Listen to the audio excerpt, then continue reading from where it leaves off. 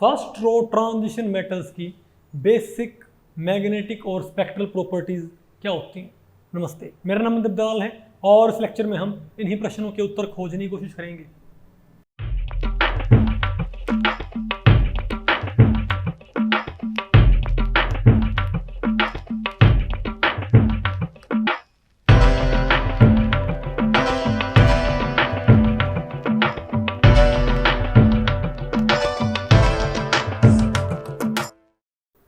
Okay, अब बताओ हम क्या पढ़ते हैं भाई। Spectral and magnetic properties of first row transition metals. तो पहले हम थोड़ा बात करते हैं कि भाई कलर्ड आयन की, स्पेक्ट्रा की। क्या भाई स्पेक्ट्रा, या आप इनकी कलर की बात कर सकते हो। तो एक्चुअल में क्या होता है, ये जो आपके पास ट्रांजिशन मेटल कॉम्प्लेक्सेस होते हैं ना, ट्रांजिशन मेटल आयन होती हैं, आमतौर पर जब आप इनको पानी में ऐड कर देते हो या किसी और कंपाउंड के साथ ऐड कर देते हो तो ये कलर्ड कंपाउंड बनाते हैं। क्या बनाते हैं? Coloured compound. ठीक है, तो आपके दिमाग में आएगा ऐसा क्यों है।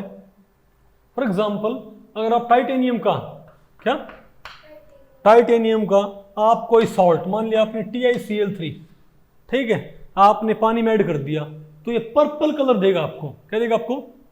क्योंकि ये पानी में जाके क्या पैदा करता है? टाइटेनियम 3 पॉजिटिव आयन पैदा नहीं करता क्या? ओके, तो इनके अलग अलग क्या होते हैं भाई? कलर होते हैं। तो आपके दिमाग में आएगा, तो देखो ये सब क्या बताओ भाई, ये क्या हमारे पास colour of some first row transition metal ions in aqueous solution from left to right. कमाल, देखो आप ये बताओ किसका है, ये क्या हमारे पास क्या है, ये हमारे पास क्या बताओ, ये किसका है? स्कैंडियम का। किसका हमारे पास? ये स्कैंडियम का। ये कौन सा हमारे पास? कहाँ पर? नहीं, यहाँ पर ये नहीं लिखा हो, नहीं ये दिखा रखे हो तो किससे? वेनेडियम 4 पॉजिटिव का, वेनेडियम 3 पॉजिटिव का, मैग्नीज का, आयरन का, कॉपर, नहीं आपको।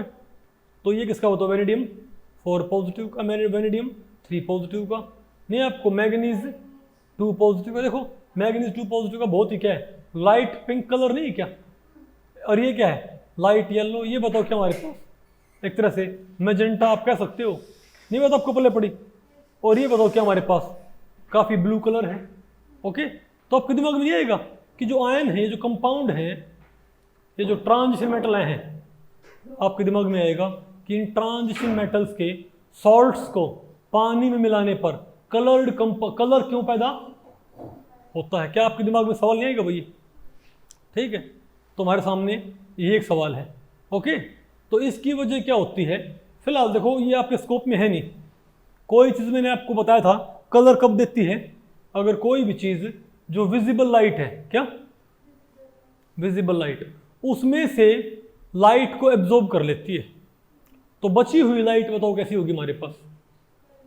नहीं, अगर आपको पता है, अगर सूरज में आपको, जो सनलाइट में आपको पता है सारे कलर्स होते हैं ना, और वो सारे कलर्स इस रेशियो में होते हैं कि उनका मिक्सचर क्या बनता है? वाइट। तो अगर जब किसी चीज़ के ऊपर पड़ता, मैंने इसको भी काफ़ी डिटेल्ड आपको पढ़ाया था, कहाँ पर? ब्लैक बॉडी रेडिएशन के अंदर कलर कैसे बनता होता है, इजंट इट? तो मैं दोबारा नहीं बताऊंगा, लेकिन सिंपल बात यह है कि कोई अगर सनलाइट में जो कलर हैं, अगर उनमें से कलर्स का रेशियो क्या कर दे, कोई डिस्टर्ब कर दे, सभी कलर्स का रेशियो क्या कर दे? डिस्टर्ब कर दे, तो वो चीज़ क्या हो जाएगी? कलर्ड हो जाएगी। आगे आपको अब होता क्या है कि जो कंपाउंड है ना हमारे पास, ये हमारे पास टाइटेनियम 3 पॉजिटिव आयन है या और कोई आयन है, तो जब आप इनके सॉल्ट्स को पानी में मिलाते हो, किनके सॉल्ट्स को? जब आप ट्रांजिशन मेटल्स के सॉल्ट्स को कहाँ मिलाते हो? पानी में मिलाते हो। तो पानी में मिलाने पर पता क्या होता है, बताओ? इनको पानी मिलाने पर जो एनायन है वो अलग हो जाएगी, और कैटायन क्या हो जाएगी? अलग हो जाएगी। अब वो कैटायन कौन कौन सी हैं? कैटायन हो सकती है कॉपर 2 पॉजिटिव, कैटायन हो सकती है टाइटेनियम 3 पॉजिटिव, नहीं है आपको? तो कई तरह की हमारे पास क्या पैदा होती हैं? कैटायन। डिपेंड करता भाई, टाइटेनियम 3 पॉजिटिव पॉसिबल है, टाइटेनियम 2 पॉजिटिव पॉसिबल है, नहीं है आपको? क्रोमियम 2 पॉजिटिव पॉसिबल है, क्रोमियम 3 पॉजिटिव पॉसिबल है। वो तो डिपेंड करता है कौन सी आयन हमारे पास। लेकिन इससे होता क्या है, जब आप, तो होता क्या, जो वाटर के मॉलिक्यूल नहीं है, अब इसको हम ज़्यादा भाई यहाँ पर डिटेल्ड आपको पढ़ाएंगे नहीं, क्योंकि डिटेल्ड कॉन्सेप्ट कहाँ पर आएगा? अगले चैप्टर में। उसका नाम ही क्या है? Coordination compounds.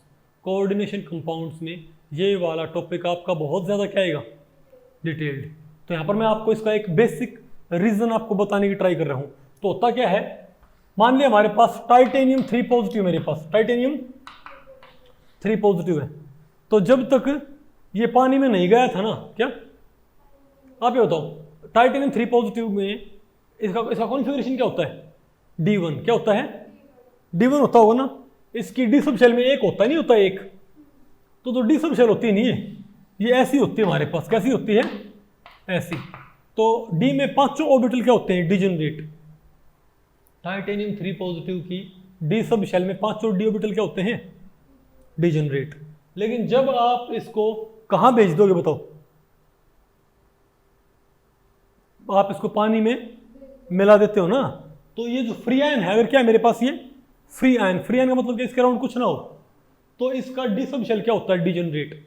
डिजेनरेट मतलब डी सब शेल के 5 ऑर्बिटल क्या होते हैं, सेम एनर्जी के। लेकिन जब ये कहां पर जाती है, सॉल्यूशन में, ठीक है, तो वाटर मॉलिक्यूल नहीं है, कौन, वाटर मॉलिक्यूल इसके साथ आके कुछ इंटरेक्शन करते हैं। क्या करते हैं, कुछ, उसको हम बोलेंगे लिगेंड फील्ड इंटरेक्शन। क्या बोलेंगे उसको, ये क्यों बोलते हैं आपको आगे मालूम पड़ेगा, इसको हम क्या बोलेंगे, लिगेंड फील्ड इंटरेक्शन। ठीक है बात। तो उस लिगेंड फील्ड इंटरेक्शन की वजह से क्या हो जाएगा, ये डी सब शेल नहीं जो इसकी, ये टूट जाएगी। इनमें से 3 ऑर्बिटल क्या हो जाएंगे, स्टेबल, और 2 ऑर्बिटल क्या हो जाएंगे, अनस्टेबल। तो पहले इसको हम क्या बोलते थे, डी ऑर्बिटल। अब इन्हें क्या बोलेंगे, T2G, इन्हें क्या बोलेंगे, और इन्हें क्या बोलेंगे, EG। ये इन्हें ऐसे क्यों बोलते हैं, ये आपके स्कोप में नहीं, आप याद कर लो कि फ्री मेटल आयन का डी सब शेल, तो मैंने क्या बोल दिया, डी सब शेल बोल दिया। लेकिन जब ये पानी में जाएगा तो वाटर के मॉलिक्यूल एक इंट्रैक्शन करेंगे, उसे हम क्या बोलेंगे, लिगेंड फील्ड इंट्रैक्शन। उसकी वजह से इसका डी सब शेल क्या हो जाएगा, टूट जाएगा, 3 में और 2 में 1। अब वो इलेक्ट्रॉन आपने, अब इलेक्ट्रॉन आप यहां भी भर सकते हो और वो इलेक्ट्रॉन आप यहां भी भर सकते हो भाई। तो अगर आपने यहां भरा तो ये कॉन्फ़िगरेशन स्टेबल होगा, T2G1 EG0, T2G1 EG0। ये फिलिंग स्टेबल होनी चाहिए आपके अकॉर्डिंग कि T2G0 EG1 ये स्टेबल होनी चाहिए। बताओ, नहीं आपको समझ बेटा, ये डी सब शेल टूट गई ना। अब इनमें से लोअर एनर्जी वाला ऑर्बिटल सेट कौन सा है, ये वाला कि ये वाला, लोअर एनर्जी का ऑर्बिटल सेट ये होगा ना, हायर एनर्जी का ऑर्बिटल सेट ये है। तो इलेक्ट्रॉन आप यहां भरोगे तब हमारी आयन स्टेबल होएगी, कि इलेक्ट्रॉन यहां भरे तब स्टेबल होएगी। बताओ, आप लोअर एनर्जी वाले में भरते हो तो स्टेबल बनता है चीज, और हायर एनर्जी वाले में भरते हो तो अनस्टेबल बनता है। तो ये वाली जो फिलिंग है, ये वाली जो इलेक्ट्रॉन्स की भरने का तरीका है, ये स्टेबल होएगा। और ये वाला तरीका क्या होगा कि मैं T2G को तो खाली छोड़ दूं, T2G को मैं, और उसे कहां भर दूं, इलेक्ट्रॉन को EG में। ये तरीका क्या होगा, अनस्टेबल होगा। तो मान लिया इस तरीके की तो एनर्जी ये है ओवरऑल, और इस तरीके की एनर्जी ये है। अब जो गैप होता है ना, क्या ये गैप होता है, ये गैप बिलोंग करता है पता किससे, विजिबल रीजन से। किसे बिलोंग करता है, विजिबल, मतलब इसको हम क्या बोलेंगे, लोअर एनर्जी स्टेट, इसको हम क्या बोलेंगे, हायर एनर्जी स्टेट। तो इलेक्ट्रॉन क्या करता है, तो जब लाइट पड़ती है ना, क्या पड़ती है, तो वो इलेक्ट्रॉन यहां से कहां प्रमोट हो जाएगा, यहां प्रमोट हो जाएगा। तो हमारे एटम की एनर्जी, हमारी आयन की एनर्जी यहां से कहां पहुंच जाएगी। तो अगर आयन को इस फिलिंग से ये फिलिंग बनानी है, तो इस फिलिंग की जो एनर्जी है और इस फिलिंग की जो एनर्जी है, उन दोनों के बीच का एनर्जी गैप इसको चाहिएगा ना, नहीं चाहिएगा, तभी तो भाई क्या होता है, ग्राउंड स्टेट से कहां पर पहुंचता है, एक्साइटेड स्टेट में। और ये जो बीच का एनर्जी गैप है, ये पता है कितना होता है, 20,000 सेंटीमीटर इनवर्स। कितना होता है, 20,000 सेंटीमीटर इनवर्स होता है वेव नंबर में। किसमें, मैंने आपको यूनिट कन्वर्जन मैंने आपको पढ़ाया था ना, तो गैप होता है 20,000 सेंटीमीटर इनवर्स। अब आप ये बताओ, अब 20,000 सेंटीमीटर इनवर्स जो होता है ना, आप इसको बदलो किसमें, वेवलेंथ में। किसमें बदलो, तो तकरीबन 500 नैनोमीटर आएगा। कितना आएगा, 500 नैनोमीटर। नहीं आपको, इसका मतलब क्या है कि ये मॉलिक्यूल, ये जो हमारी आयन है, यहाँ से यहाँ पहुँचती है ना, तो तकरीबन 20,000 नैनोमीटर, सॉरी 20,000 सेंटीमीटर इनवर्स की और उसके आसपास की। तो अगर मैं इसका स्पेक्ट्रा लूँगा तो इसके स्पेक्ट्रा में 20,000 सेंटीमीटर इनवर्स पे क्या आएगा, एक एब्जॉर्प्शन बैंड नहीं आएगा, मतलब 20,000 सेंटीमीटर इनवर्स की तो रेडिएशन ये कंपाउंड एब्जॉर्ब करता ही करता है। यानी टाइटेनियम का हेक्सा एक्वो कॉम्प्लेक्स, टाइटेनियम का हेक्सा एक्वो कॉम्प्लेक्स ये 20,000 सेंटीमीटर इनवर्स की रेडिएशन को तो एब्जॉर्ब करता ही करता है, उसके आसपास की भी एब्जॉर्ब करता होता है। अगर आपको ये, अब आपको पता कैसे लगेगा कि कोई कंपाउंड कौन सा कलर एब्जॉर्ब करे तो कैसा नजर आएगा, क्या कोई कंपाउंड होता है वो कौन सा कलर एब्जॉर्ब करे तो कैसा नजर आएगा, इसका मैंने आपको एक तरीका बताया था ना। ये हमारे पास दो तरीके होते हैं पता करने के, क्या, एक तो होता है सिंपल व्हील, क्या होता है, सिंपल कलर व्हील होता है, उसमें 6 पार्ट होते हैं, 1 2 3 4 5 और यहां पर लिखो VBGYOR, क्या VBGYOR। अगर कोई वॉयलेट रीजन में से लाइट एब्जॉर्ब करता है, मतलब सनलाइट पड़े और उसमें से कौन सी लाइट निकाल ली जाए, वॉयलेट के आसपास की, तो कैसा नजर आएगा हमको, येलो। क्योंकि बाकी जो कलर होंगे ना, अगर थोड़ा बहुत वॉयलेट कलर निकाल लिया सनलाइट में से तो बाकी कलर मिक्स होके अब व्हाइट नहीं बना पाएंगे, क्या बना पाएंगे, येलो। कोई ग्रीन में एब्जॉर्ब करे तो क्या आएगा, रेड नजर आएगा। अगर कोई और कोई ऑरेंज में एब्जॉर्ब करेगा ब्लू, ब्लू एब्जॉर्ब करे, इनको बोलते हैं कॉम्प्लीमेंट्री कलर, क्या बोलते हैं इनको, कॉम्प्लीमेंट्री कलर। आगे आपको, अच्छा एक हमारे पास और भी अच्छा व्हील होता है जो जिसमें ज्यादा कलर होते हैं, उसमें कलर आप और भी प्रिसाइजली आप बता पाते हो।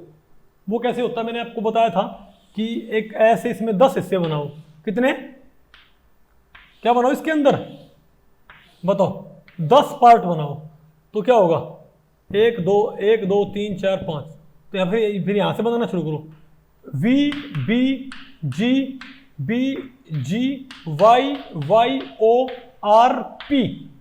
हो गया।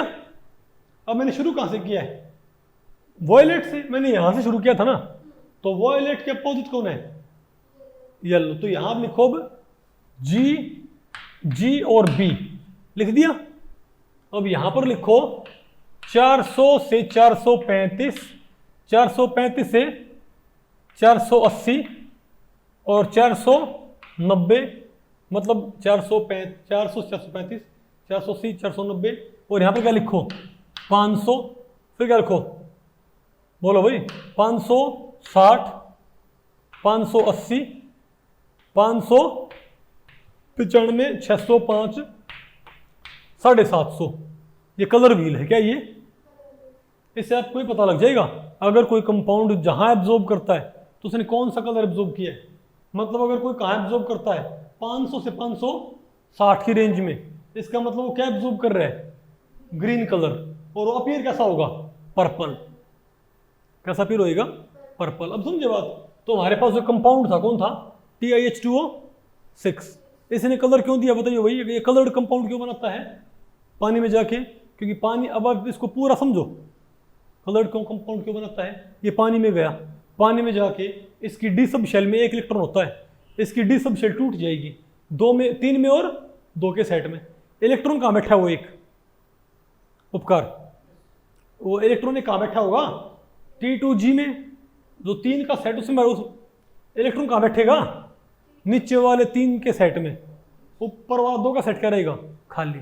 लेकिन जब इसके ऊपर सनलाइट पड़ेगी ना, क्या पड़ेगी, तो सनलाइट में से 20,000 सेंटीमीटर इनवर्स या 500 नैनोमीटर की रेडिएशन एब्जॉर्ब करके ये कॉन्फ़िगरेशन किस में बदल जाएगा, इसके अंदर नहीं आपको, तो हम क्या बोलेंगे, T2G1EG0 कॉन्फ़िगरेशन से T2G0EG1 बनाने में कितनी एनर्जी आपको चाहिएगी, 500 नैनोमीटर की रेडिएशन आपको चाहिएगी।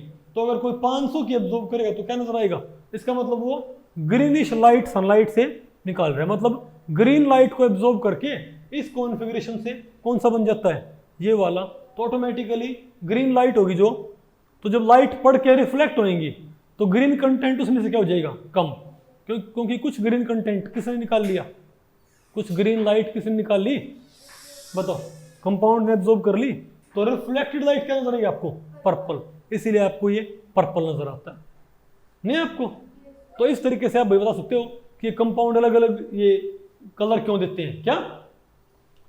फॉर एग्जाम्पल अगर मैं ये कहूं, नहीं आपको सभी में आपने इनको ऐसे ही एक्सप्लेन करना होगा, नहीं यार आपको ये बस सिंपल से होता है, ये कॉन्फ़िगरेशन बदल जाएगा।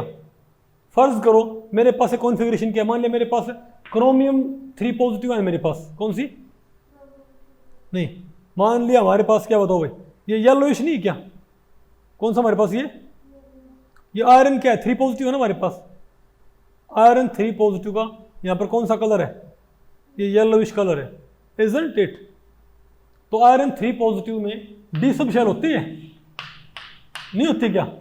तो 1 2 3 4 आयरन 3 पॉजिटिव क्या होता है,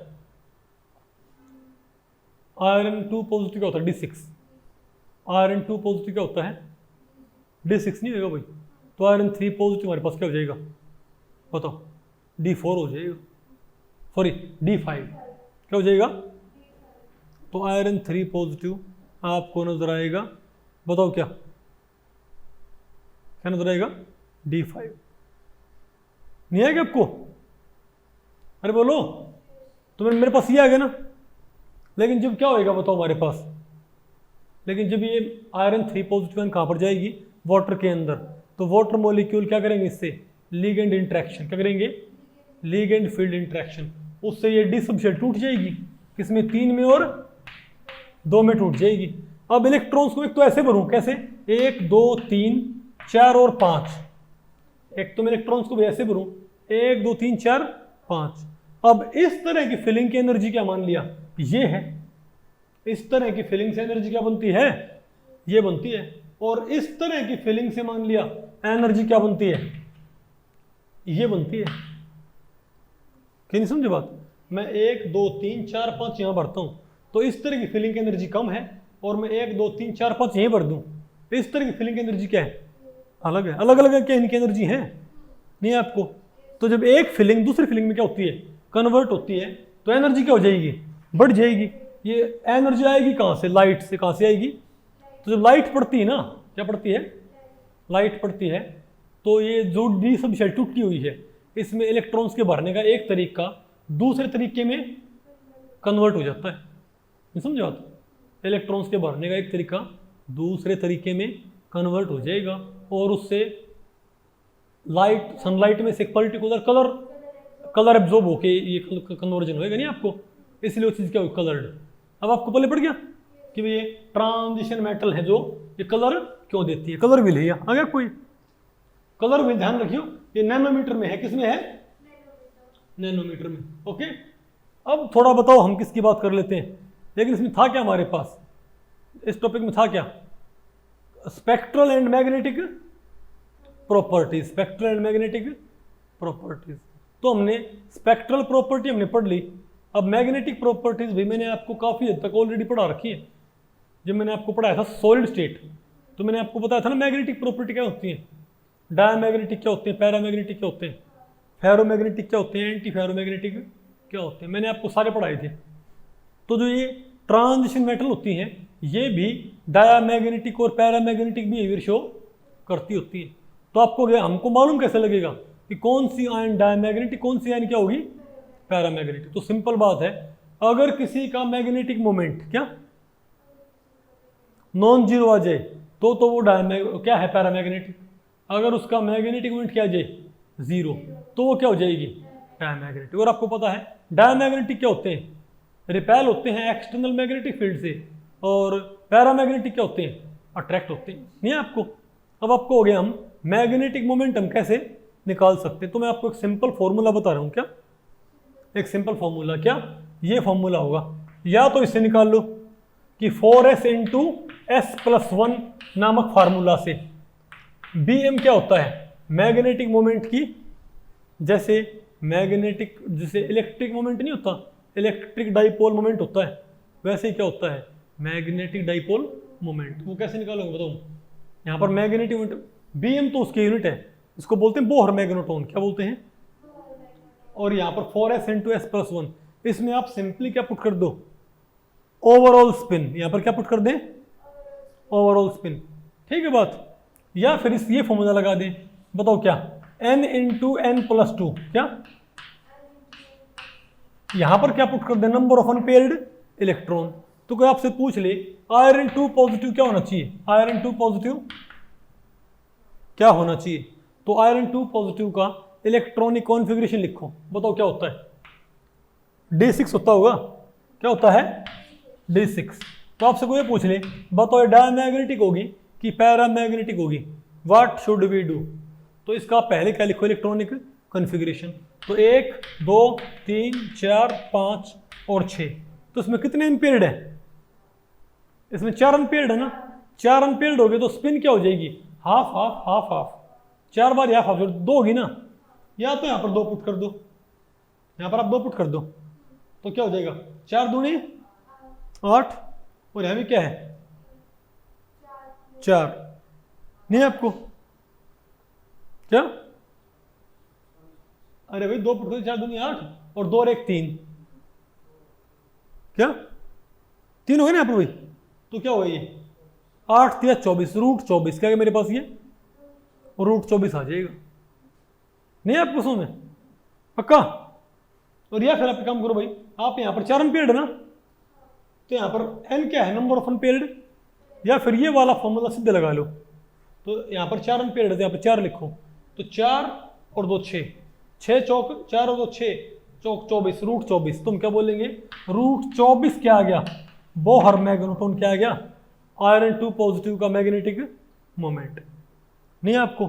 तो आप इस तरीके से इन सभी आयंस का आप क्या निकाल सकते हो, मैग्नेटिक मोमेंट मालूम कर सकते हो, नहीं आपको।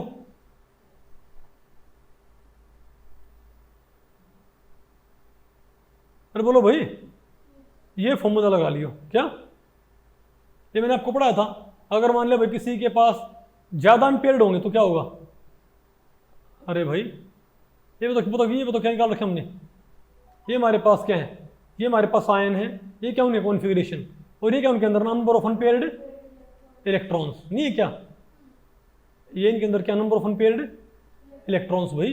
तो अब देखो, और ये क्या है कैलकुलेटेड, ये हमारे पास क्या है ऑब्जर्व्ड। तो अगर आप किसका निकालोगे, टाइटेनियम 3 पॉजिटिव का, टाइटेनियम 3 पॉजिटिव में कितने एम्पेयर्ड होते हैं, 1, कितने होते हैं, अरे भाई सिर्फ डी में 1 होता है, बाकी सारे क्या होते हैं पेयर्ड होते होंगे, तो यहाँ पर 1 पुट करियो, 2 और 1 3, कितना आ गया मेरे पास, रूट 3, कितना आ गया, रूट 3 आ गया ना। तो क्या होना चाहिए होता मेरे पास ये, अब रूट 3 क्या होता है 1.732, तो 1.73 लिखा नहीं हुआ क्या, ये तो क्या है कैलकुलेटेड, और ये हमारे पास क्या ऑब्जर्व्ड, और देखो ऑब्जर्व्ड थोड़े क्या है भागे ना बराबर सा 1.75, मतलब एक्सपेरिमेंटल मैग्नेटिक मोमेंट तो क्या है इसका 1.75, और इस फॉर्मूले ने क्या दिया 1.73। अब ये भाई बहुत ज़्यादा आपको डिटेल्ड नहीं पढ़ने, क्योंकि ये बीएससी में और एमएससी में बहुत आपके क्या आएंगे एडवांस्ड आएंगे ये कॉन्सेप्ट, आ गया आपको।